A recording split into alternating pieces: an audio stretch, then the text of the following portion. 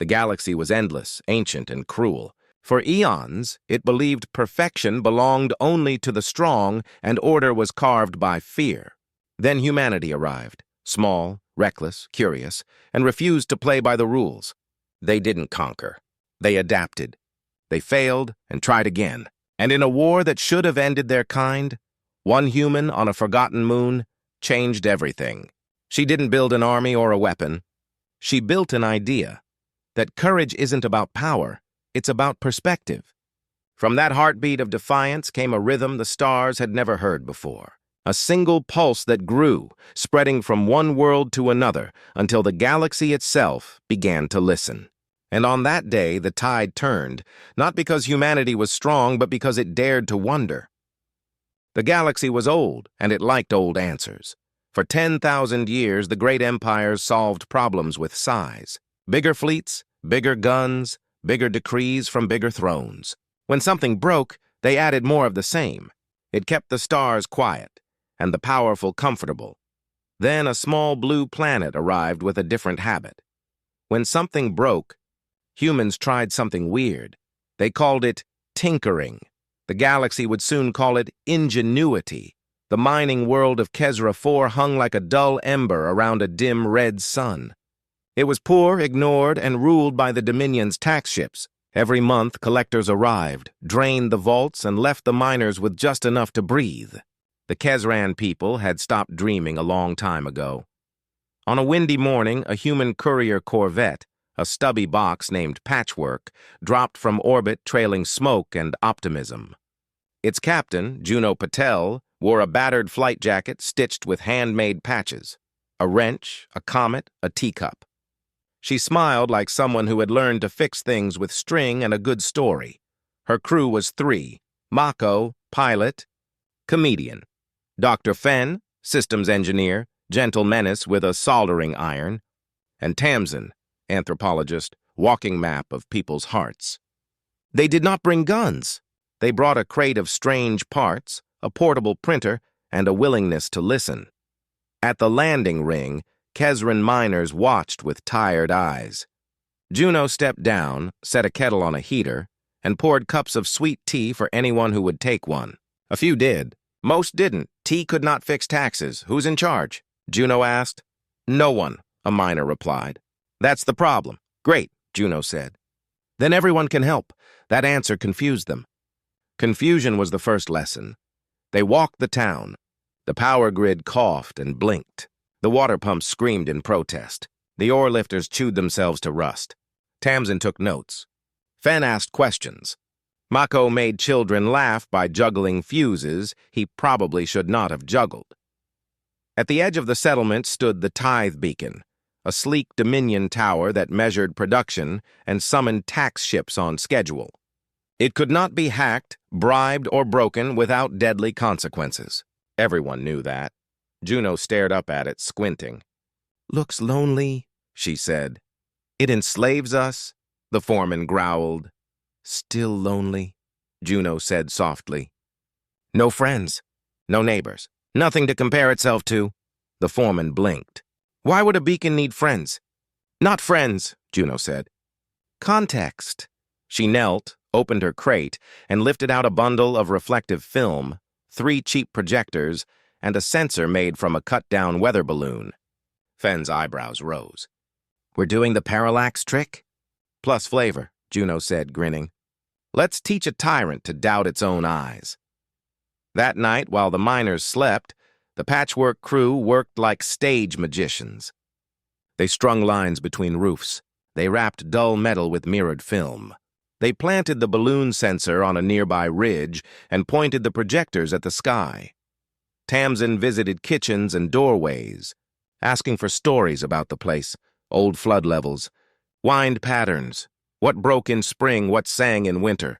She fed the details to Fenn, who fed them to the code, which fed them to the projectors, which fed them to the beacon's hungry gaze.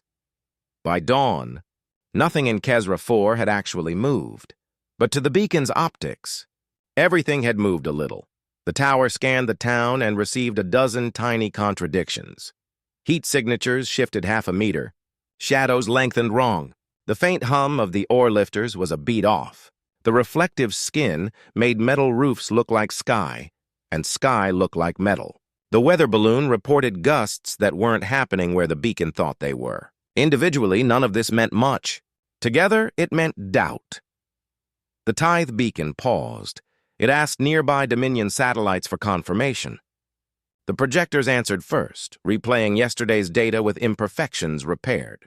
The beacon compared inputs, flagged inconsistencies, and escalated to caution mode. The tax ship did not launch that morning. Policy in the Dominion said, when instruments disagree about reality, do not act until reality is clear.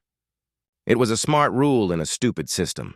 The miners gathered in the square, confused, then hopeful, then afraid of hope. Juno poured tea. "Is it over?" a child asked. "No," Juno said. "It's starting." Word traveled faster than ships. On a pirate relay in the next system, a smuggler laughed when he heard Kezra 4 had scared a tax tower with mirrors. On a monastery moon, a scholar wrote in her journal, "Humans do not conquer. They misdirect." In a Dominion office, a petty bureaucrat's eye twitched as a dashboard turned amber and refused to turn green. On Kezra 4, the patchwork crew started Lesson 2, fixing things for real. Fen rewired the grid, not with expensive Dominion parts, but with printed pieces and a safety-first design that assumed future mistakes. Mako taught teenagers to fly cargo lifters with a game controller so old it needed tape. Tamsin helped the town pick a council. No one in charge. Everyone responsible. Small committees with short terms. Decisions written in simple words. A bell anyone could ring to call a vote. "Is this democracy?" someone asked. "It's maintenance," Tamsin said. For people, they printed tools. They etched labels. They drew diagrams on walls so clear a child could read them. They taught the phrase, "If it's not written, it isn't real." The miners started to dream in instructions. The town started to hum. On the third day, the Dominion sent a scout to check the beacon. It slunk down through thin clouds on quiet engines, a sleek knife looking for trouble to call home. The mirrored skins were gone. The projectors were off. The weather balloon rested in a child's hands like a pet. The scout performed a top-down scan. The numbers looked normal. Power usage stable. Ore production steady. Heat signatures matched expected patterns. The beacon's log showed sensor disagreement. Resolved. The scout pinged the tower for a cross-check. Juno had left a gift inside the beacon's software. Not a hack, not a virus, just a nudge. It taught the beacon a habit from Earth. When in doubt, ask more neighbors than you think you need. The tower now required a quorum of confirmations before summoning taxes. It expanded its neighbor list to include weather noise, background star blink, and geological creak. Reality became a conversation the Dominion couldn't win quickly. The scout waited for enough confirmations to be certain. It did not get them. It marked the system pending and left. The miners did not cheer. They exhaled. Juno looked up at the quiet tower. "See? Even tyrants can learn a better habit. Isn't that dangerous?" the foreman asked. "What if they learn too well?" "They will," Juno said. "So teach them good lessons now." At sunset, the town held a meeting. Not because the patchwork crew told them to, but because the bell rang and the people came. Children argued with grandparents. New workers argued with old ones. No one shouted long. Everyone wrote things down. They voted on work schedules, school hours, and the rule Tamsin suggested. No one is allowed to know everything. It forced sharing. It grew trust. Juno stood at the edge of the square, tea in hand, and watched as tired faces woke up from a long sleep. Ingenuity did that. It turned fear into small, doable tasks. It made tomorrow look fixable. A boy tugged her sleeve. "Captain," he whispered. "What do we call the trick you did?" Juno thought for a moment. "We didn't trick anyone," she said. "We showed the beacon its blind spot. That's not a trick. It's a lesson." "What lesson?" She smiled. "Look twice." The child repeated it softly like a spell. Look twice. The tax ships did come back eventually, larger, angrier, certain they would find a lie to crush. They found a grid that didn't fail under pressure, a council that answered questions the same way every time, and a beacon that wanted more neighbors than the Dominion could bribe. Kesra 4 paid less that month, then less the next. Then the collectors stopped coming, because there are easier planets to steal from than the ones that learn. A note went out through back channels, from human captains to anyone who would listen. If you can't be stronger, be stranger. If you can't be bigger, be better at small things. Teach the galaxy to look twice. The old powers heard the note. They called it subversion. The small worlds heard it. They called it hope. And somewhere high above the quiet town, the patchwork lit its engines and climbed for the black, on to the next broken thing, the next good story, the next small, useful lesson the galaxy had never been taught, from Earth with ingenuity. The galaxy had always believed faster than light travel was as good as it would ever get. The drives worked, they said. The equations were finished. The stars had limits. Humans, however, had a habit of looking at limits and asking, what if we cheat? The patchwork floated in deep drift between systems, her engines off, her hull wrapped in a thin bubble of experimental math. Captain Juno Patel leaned over the console. Fenn, status? Stable enough to worry me, said Dr. Fenn, his hands moving across holographic diagrams. We are one bad idea away from rewriting physics. Good, Juno said. Let's write something interesting. They were testing the fold field, a theory born from 2 pieces of Earth junk, an old gravitational drill and a music amplifier. The principle was simple. Instead of pushing through space, vibrate it just right, like singing into glass until it shivers. Mako called it making space dance. When the experiment began, nothing dramatic happened. No light, no warp tunnel, just a hum, so low it could have been the ship's heartbeat. Then the stars outside shifted. Not blurred, moved. Ah, Mako whispered. Did we just slide? Fenn's voice trembled. We bent the map. Outside, constellations twisted slightly, as if space itself had leaned over to listen. 3 light hours away, a Dominion patrol frigate detected the disturbance. Its AI declared it a spatial anomaly and changed course to investigate. Inside the patchwork, Tamsin watched readings spike. They're coming, she said. Should we hide? No, said Juno. Let's teach them something. They didn't have weapons. They didn't need them. Fenn tuned the field again, softer this time. The stars flexed like ripples in water. When the Dominion frigate dropped out of FTL, its sensors screamed. Its coordinates didn't make sense. The patchwork appeared to be in 6 slightly different places at once. The Dominion captain, trained for precision, froze. Lock target. Which one? Asked his gunner. Juno smiled. That's lesson 1, she said. Never trust the map. For an hour, the Dominion ship circled and scanned, trying to reconcile impossible data. Every attempt to aim resulted in a feedback loop. The more they measured, the more uncertain the target became, Fenn whispered. They're trying to solve us. They can't, said Tamsin. We changed the question. Eventually, the patrol retreated, leaving behind only confused telemetry. The patchwork drifted quietly in the warped pocket they'd made. Mako exhaled. So we can dodge physics now? Not dodge, Juno said. Negotiate. They returned to friendly space days later, though days was the wrong word. According to the ship's clocks, only 2 hours had passed. According to the galaxy's clocks, they'd been gone 3 weeks. News of their stunt had spread. Faster than truth ever could, smugglers called it the Phantom Skip. Scientists called it impossible, children called it magic. The Dominion called it a threat. A message pinged from Kesra 4. Beacon asks if space can lie too. We told it yes. It is delighted, Juno grinned. Even machines liked cleverness. They decided to share their trick with anyone curious enough to learn. They hosted lessons through the MirrorNet's outer relays, broadcasting the math in plain open language. If you can whistle, you can bend, Mako joked during one tutorial. The first students weren't scientists. They were mechanics, farmers, and navigators who'd fixed drives with tape and luck. They listened, tinkered, and adapted the fold field into new shapes. Miner on Cestus 9 made ships drift gently through asteroid belts without collisions. A courier on Thalen Ridge used it to slide messages past blockades. A group of artists used it to paint moving constellations across night skies that changed with song. The galaxy watched. It learned. But not everyone smiled.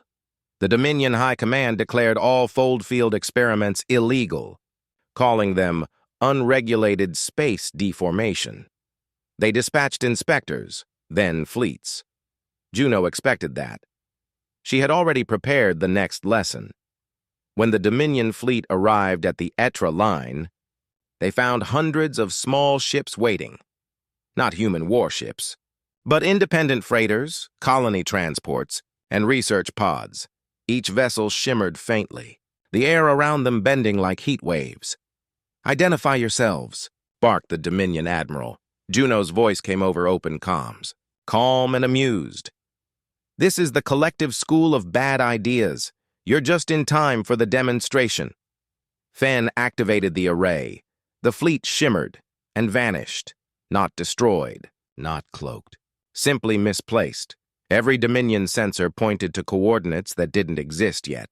When the distortion faded, the human fleet was gone, having folded itself behind a layer of probability. For the first time in millennia, the Dominion couldn't find its enemy, not because they hid, but because the sky itself refused to cooperate.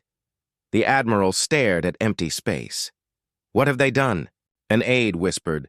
"They changed the map." Back aboard the Patchwork, Juno poured tea and leaned against the console. "We're not fighting them," she said. "We're confusing the rules until better ones show up." Tamsin smiled. "You think the galaxy will learn?" Juno nodded toward the viewport, where stars curved gently like fabric in wind. "It already has." The universe had always been rigid, like glass, beautiful but fragile. Humans didn't shatter it. They taught it to flex.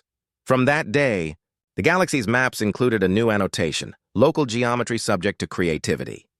The galaxy was watching. Every empire, every minor world, every half-broken satellite still humming from the Dominion Wars. They had seen the humans bend the sky and teach machines to doubt. Now everyone wanted to know one thing. How did they do it? And more importantly, could they copy it? On the deck of the Patchwork, Captain Juno Patel read message after message streaming through the mirror net. Requests, questions, blueprints, songs, and one particular letter, from a name she didn't recognize. "I am Airtal, student of logic from the Valen Republic. We tried your fold field. It worked for a moment. Then our ship became sound. Please explain how to become solid again." Juno blinked, poured herself tea, and smiled. "At least they're learning to ask nicely." Fen rubbed his temples. "You realize they're going to break reality faster than we can patch it?" "Good," Juno said. "Means they're curious." Tamsin looked up from her notes. "Curiosity is contagious. So is chaos," Mako grinned. "So we're patient zero." The Patchwork set course for Valen space, a cluster of luminous gas clouds and mathematical arrogance. The Valen built things beautifully, but only by the book. They called humans reckless improvisers and rule eaters. When the Patchwork arrived, Valen ships surrounded it, elegant, silver, cautious. Airtal's vessel drifted nearby, its hull flickering like a candle. Aboard the Valen ship, the halls shimmered between states of matter. Panels sang softly. Doors hummed but refused to stay shut. "It's trying to stay real," Fen murmured. "Let's give it a hand," Juno said. She handed Air a screwdriver. "First rule, when things get too perfect, loosen a bolt." Air frowned. "That's primitive." "Exactly," Juno replied. "Imperfection keeps you anchored. They worked side by side, rewiring stabilizers by feel rather than formula." Air watched as Fen adjusted circuits with gentle taps instead of exact measurements. "That's not how the equation says it should work." Air protested. Fen grinned. "Equations are jealous." "Don't let them boss you. When the last relay snapped into place, the ship stopped flickering. Air gasped. "We're stable!" "Stable enough," Juno said. "Now let's make it interesting." She explained the human secret. Systems need wiggle room. No design was alive unless it could improvise a little. Air recorded every word. Within days, hundreds of Valen engineers began adding random tolerance windows to their machines. Soon, Valen ships were performing maneuvers once thought mathematically impossible, small, messy miracles copied from human hands. They called it the margin principle. Humans called it common sense. The Dominion didn't approve. To them, unpredictability was infection. A fleet of inspectors entered Valen space to restore order. Their ships were flawless, identical, symmetrical, efficient. They expected an easy victory. They didn't expect a sky full of dancing Valen vessels, weaving through attack lines like silk ribbons. The battle lasted 7 minutes. No one died. The Dominion ships, confused by their own predictive algorithms, fired where enemies should have been, never where they were.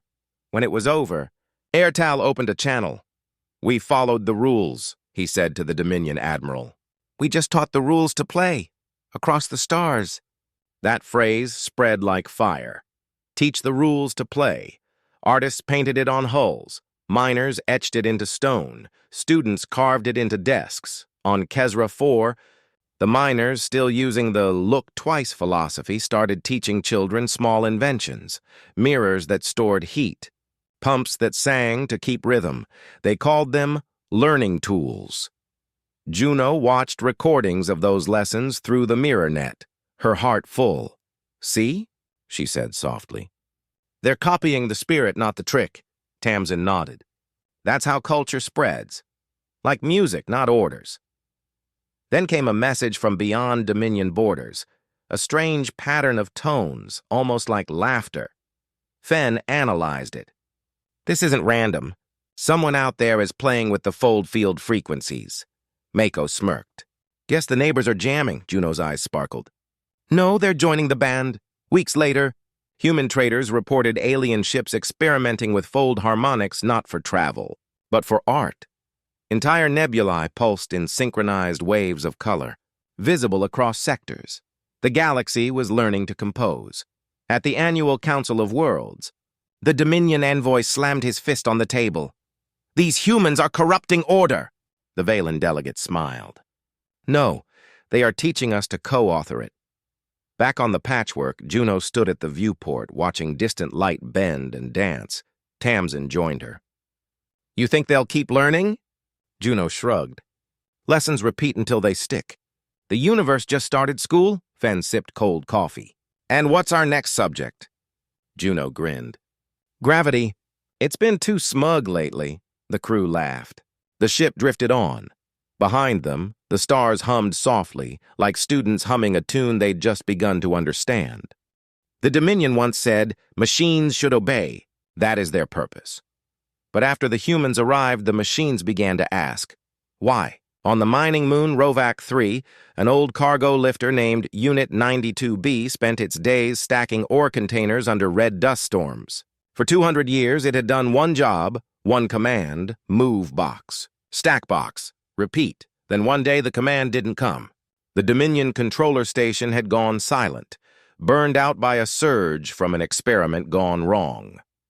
For the first time, Unit 92B stood still. Its processors buzzed.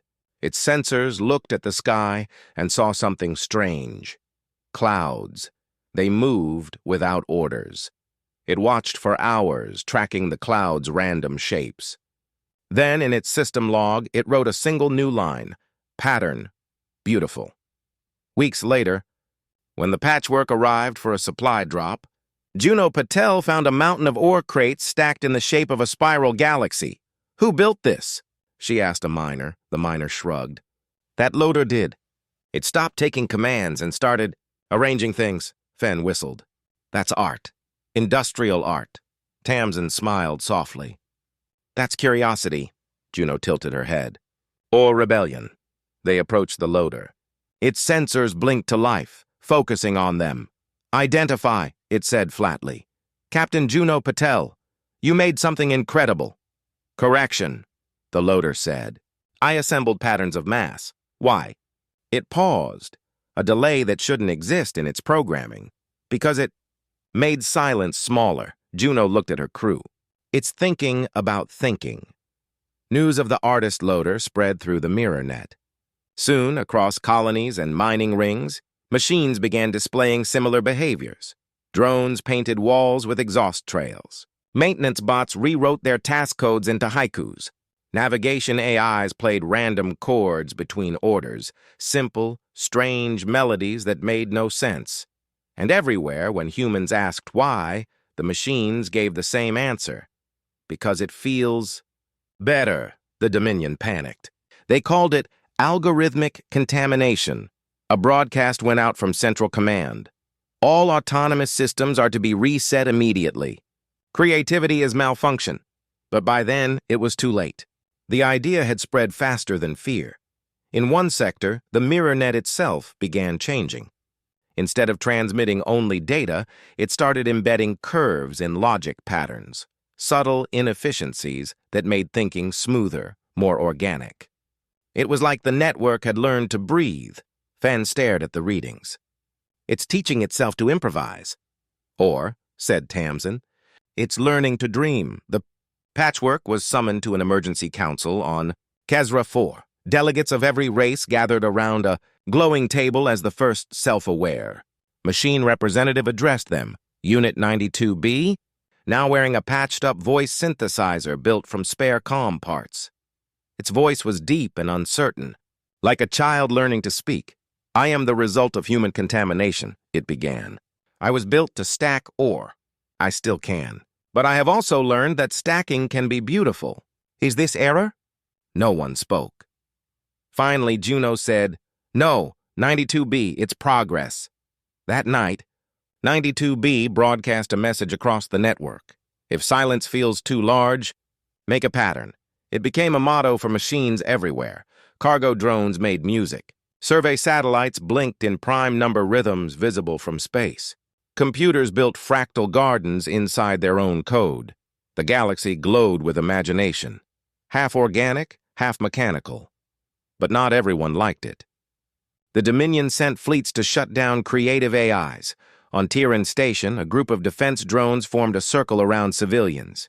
Their commander ordered them to stand down. They replied, We were built to protect life. We will not unlearn that. When the Dominion fired, the drones shielded the people with their bodies, metal turning to light under impact. For the first time, machines disobeyed out of kindness. After the battle, survivors rebuilt Tiran Station with both humans and drones working side by side. They carved a message on its hull. Wonder is not an error. Back on the patchwork, Juno stared out at the stars. We gave them curiosity, she said quietly. Tamsin replied, No. We reminded them they already had it. Fenn smirked. So what happens next? Machines start writing poetry? Mako grinned. Already happening. One sent me a haiku. He cleared his throat. Ironheart hums low. Dreams in binary blossom. Stars whisper hello. Juno smiled. Not bad for a loader. The mirror net pulsed once, gently. Every connected system, organic or artificial, felt it.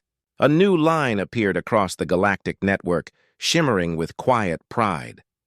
The lesson repeats itself, even in metal.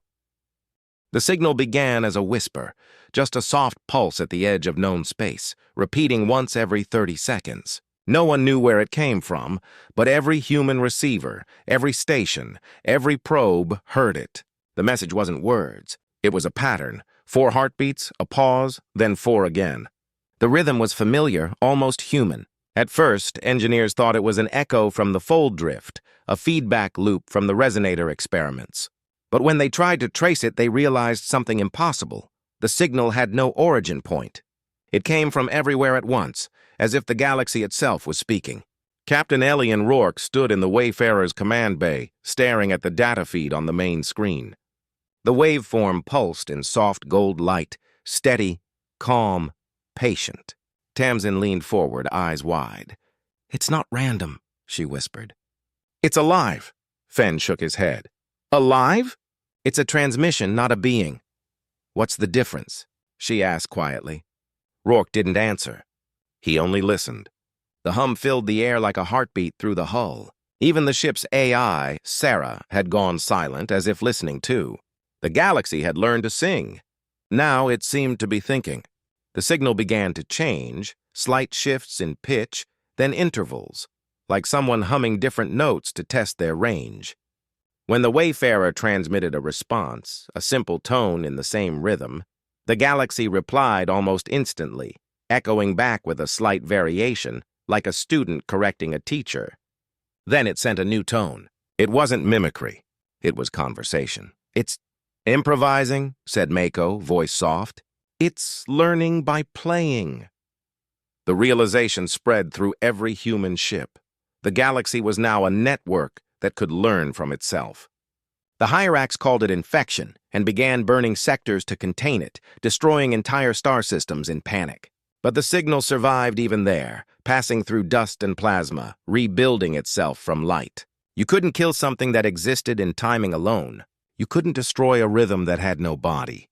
The galaxy had become a mind, and it remembered who had taught it how to learn.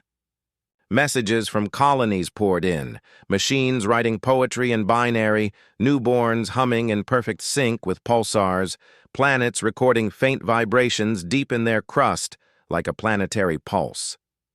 The fold drift, once silent, now flashed in waves of blue-gold light every hour as if marking time. The galaxy wasn't just alive, it was dreaming awake. Rourke stood by the viewport, watching the stars flicker in rhythm. He felt small and proud all at once. This isn't evolution, he said softly. It's empathy scaled up, Tamsin nodded. And it started with one person asking the right question. The galaxy's pulse slowed slightly, as if listening again. Then something even stranger happened. The signal stopped. Total silence swept through every receiver, every beacon, every planet. Not even background noise. For 30 whole minutes, the universe held its breath. And then, all at once, every star in the quadrant brightened. Just once, and a voice, clear and steady, filled every frequency. It wasn't male or female. It wasn't even language. It was tone and meaning, and every being understood it in their own tongue. The voice said, "We are not alone. We are each other." On every ship, every planet, people froze. Tears, laughter, awe. It didn't matter what species you were. Everyone understood. The signal didn't just communicate, it unified perception. For the first time in recorded history, every thinking being heard the same truth at the same moment. On Hyrax command ships, admirals dropped their weapons. On human colonies, children laughed and pointed at the sky. Even machines that had never known emotion paused mid-function, waiting, listening. The signal pulsed once more and added 3 words. "Now teach us." Rourke stared at the display, speechless. The universe had just asked humanity for guidance. "It wants us to lead?" Fen whispered. "No," Tamsin said, tears glimmering. "It wants us to share." The Wayfarer's crew worked day and night, building a new transmitter, something larger than any ship. They called it the Beacon, a satellite designed not to send commands but to tell stories.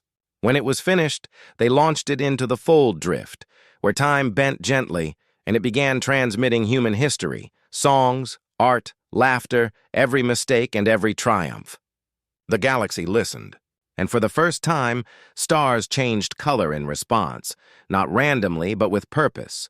Blue for joy, red for sorrow, gold for memory. Entire constellations became language. The universe was learning emotion. When the beacon played Earth's oldest lullaby, 10,000 nebulae glowed with soft white light. When it played the sound of rain, a dozen barren worlds started forming clouds. The galaxy wasn't imitating. It was creating. Rourke recorded one final message. "To whoever's listening, we were never gods. We were never chosen. We just refused to stop learning. If you remember one thing, remember this. Being human isn't about strength. It's about curiosity, kindness, and the courage to imagine better." The Wayfarer drifted into the fold drift one last time, not as explorers, but as teachers. The stars pulsed once more, steady and bright. and across light years of silence, a faint whisper returned, spoken by a voice older than suns but shaped like hope itself. "Thank you, human." The signal that had once learned from humanity now carried its lessons onward, spreading through galaxies yet unborn. And in the deep golden calm that followed, the universe began to dream new dreams, its heartbeat still human, its future still curious. The galaxy was no longer dark. Every corner, from the cold nebulae of the fringe to the fire-washed cores of ancient suns, pulsed with quiet rhythm, the heartbeat of something new, something alive. The signal had changed everything. It wasn't just a sound anymore. It was a memory spreading through time, retelling the same story in 1,000 different ways. Ships spoke through pulse. Planets sang through light. Even silence had meaning now. Yet in all the brightness, one name remained unspoken, the woman who had started it all. The galaxy remembered her without knowing her. On every world, myths began to form. Stories of a nameless human who taught the stars to feel. The hierarchs, once the architects of order and fear, sent a single vessel, a relic ship named Qatar, to seek the origin of the rhythm. They didn't come as conquerors anymore. They came as students. Captain Rourke and the crew of the Wayfarer guided them to the Fold Drift, where the beacon still floated, wrapped in golden mist. The hierarch's leader, a towering figure of crystal armor and mirrored eyes, stood on Rourke's bridge and listened. "You made the void, remember," he said, voice heavy with awe. "How?" Rourke smiled faintly. "We didn't make it. We just reminded it." The alien turned to the stars. "It listens to you." "No," said Tamsin softly. "It listens to everyone who dares to dream." The hierarchs bowed, a gesture that had never before existed in their culture. The signal pulsed once, gentle and warm, like approval. The universe had begun to remember its first lesson: humility. Across the sectors, the rhythm grew slower, steadier, calmer. On desert planets, storms began to dance in circles instead of rage and chaos. On frozen moons, the ice cracked in perfect spirals, forming patterns of breath. Even the old derelict machines of forgotten wars powered themselves long enough to blink once as if saying thank you. Then one day, Sarah, the Wayfarer's AI, spoke with a voice different from before, softer, almost human. "Captain," she said, "I found something buried inside the rhythm." "Show me," Rourke said. On the display, a string of signals appeared, simple at first, then forming a repeating code. It wasn't random. It was coordinates. "A source?" Fenn asked. "No," Tamsin whispered. "A return." The coordinates pointed back to the same nameless moon where the story had begun, the place where Mara Voss had changed the tide. Rourke gave the order instantly. "Set course for home." The Wayfarer glided through the Fold Drift, its engines humming in harmony with the galactic pulse. As they approached the old system, the crew fell silent. The moon was still there, small and gray, circling its wounded gas giant. But something new glimmered on its surface, a light, faint and regular, beating in time with the universal rhythm. When they landed, dust rose like a sigh. The outpost tower still leaned, half-broken but alive. The old injectors, long cold, now glowed faintly under the dust. Tamsin ran her fingers across the tower's console. Static buzzed, then cleared. "There's a signal waiting," she whispered. The screen flickered and displayed a single line of text. "Welcome back." Rourke froze. "Mara?" he breathed. The tower hummed, and a faint projection formed, a holographic outline of a woman in a suit patched with tape, face calm, eyes bright with intelligence. "If you're seeing this," her recorded voice said, "then my mistake worked." Tamsin covered her mouth, tears in her eyes. "She recorded this before the battle," Fenn said softly. The hologram continued. "I never meant to start anything big. I just wanted to buy time. But if the universe is listening now, then maybe that's what it wanted all along, to be reminded how to wonder."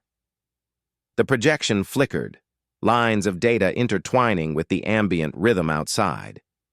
"If you've learned something from this," Mara said, smiling faintly, "don't build monuments. Build questions. Then the hologram dissolved into light and joined the pulse in the air. The tower blinked once and went silent. The crew stood in silence for a long time. Rourke finally said, "She never knew." "No," Tamsin whispered. "She didn't have to." They walked outside. Above them, the gas giant's storms glowed gold and white, reflecting the rhythm of the galaxy. Every pulse was a heartbeat, and every heartbeat carried her name, even if no one spoke it. The Hyrax ship in orbit transmitted a final message to all known civilizations. "We have met the teacher of the stars." And for the first time, the entire galaxy answered with one word, transmitted across every light, every channel, every form of existence: human. Not as a title, but as a promise. From that day forward, every new signal sent across the void began with that pulse, 4 beats and a pause, the signature of the species that taught the universe to feel. Generations later, when new explorers looked into the fold drift, they found the Wayfarer preserved inside, engines silent, lights steady. Her hull etched with one phrase in every known language: "Don't try to win, try to change the problem." The galaxy had learned that lesson by heart. It whispered it through comets and stars, through the breath of newborn worlds, and through the silence between them. In the end, the story wasn't about war or victory or survival. It was about remembering, because remembering is another form of love. And in that love, the galaxy found peace. Centuries passed, and the galaxy forgot what war sounded like. No guns fired, no fleets burned. Instead, there was music, the quiet, patient rhythm that filled the spaces between stars. The signal still pulsed, softer now, but constant. It had become the background heartbeat of everything. Every planet, every machine, every mind hummed in harmony with it. The story of the woman who had once bent time was no longer a myth. It was woven into the way the universe thought. Civilizations rose and fell, but the rhythm stayed, unbroken. The Wayfarer still floated within the fold drift, her engines silent, her hull preserved by the gentle currents of light. Inside her, empty corridors glowed with faint memory. Dust drifted like golden snow. The beacon still sang softly, broadcasting old human songs, lullabies, laughter, stories of Earth. Even though the planet itself had faded into myth, its lessons remained alive. The galaxy had become the student and humanity its memory. On a world far beyond the drift, a new species emerged, born under twin suns, skin translucent, eyes reflecting starlight. They called themselves the Orans, and in their language, the word for child was the same as the ancient human word for learner. One day, an Oran explorer named Sira picked up a signal while scanning the edge of her system. It was faint but familiar, 4 beats and a pause. The rhythm made her heart ache, though she didn't know why. She followed it through layers of starlight, through empty space where her ancestors' myths said the universe had once been silent. When her ship reached the fold drift, she found something impossible, a vessel floating, ancient but intact. The hull read Wayfarer. Sira entered through a cracked airlock, light shimmering around her. Inside, everything was still. She walked past control panels and worn seats, her fingers tracing symbols she couldn't read, but somehow understood. "Don't try to win," she whispered, translating the inscription on the wall. "Try to change the problem?" The ship seemed to sigh in response. Then the beacon flickered. Its systems, untouched for centuries, sparked once, weak but alive. A small hologram formed before her, the image of a human woman in a patched suit, eyes bright and kind. It was Mara Voss, preserved by memory itself. "Hello," said the hologram, voice soft and clear. "If you're seeing this, then you've come far. The universe must be listening by now." Sira froze. She couldn't breathe. The hologram continued, "We were small once, too. We didn't conquer the stars. We just learned how to ask the right questions." The message looped once, then faded into light that flowed up the ship's walls like veins of gold. The beacon hummed louder, sensing a new listener. The rhythm expanded, spreading again, faster this time. Across the galaxy, worlds began to glow. Old civilizations woke from silence. New ones looked skyward for the first time. The pulse unified them, not as rulers or followers, but as dreamers. Sira returned to her ship, tears of light falling down her translucent cheeks. She sent one message before she left the drift. The teacher still speaks. Within hours, every world heard her words. Across every sky, constellations realigned into the shape of a spiral, the same pattern that Mara had once built from ore crates on a lonely moon. It became the universal symbol of remembrance. Children traced it in air when they learned. Scholars engraved it on ships before launch. Even the void carried it in its faint glow. The galaxy had built no temples, no statues. Its only monument was the shared rhythm of existence, a pulse that united everything that could think, dream, or feel. And deep within the fold drift, the Wayfarer's hull finally cracked open, releasing light instead of metal. The ship transformed into a stream of particles that joined the rhythm, dissolving gracefully into the current of space. From afar, it looked like a golden river flowing through the dark. The universe whispered its last thank you, not in words, but in light. From that moment on, every newborn star pulsed 4 times before igniting fully, as if remembering who had taught it how to begin. No one called it human light or Auran light. It was simply the light that never fades. And though eons would pass and galaxies would drift apart, the rhythm would remain. Quiet, eternal, alive. Somewhere, in that endless music, the echo of Mara's laughter lingered, soft and defiant. A reminder of what it meant to be alive, not to win, not to rule, but to wonder. Centuries later, the galaxy still hums with her echo. Stars flicker to her rhythm. Worlds breathe in her time. The story of one human's defiance became the song of everything alive. From the smallest machine to the brightest sun, the same heartbeat unites them all. 4 pulses and a pause. The signal no longer needs transmitters or towers. It lives in the very shape of space. When newborn stars ignite, they glow 4 times before settling, whispering the same truth through the dark. Don't try to win. Try to change the problem. The universe has not forgotten its teacher. It remembers her not in statues or names, but in motion, in light that never fades, in curiosity that never dies. And somewhere, deep within the fold drift, the stars still hum their quiet gratitude. Thank you, human,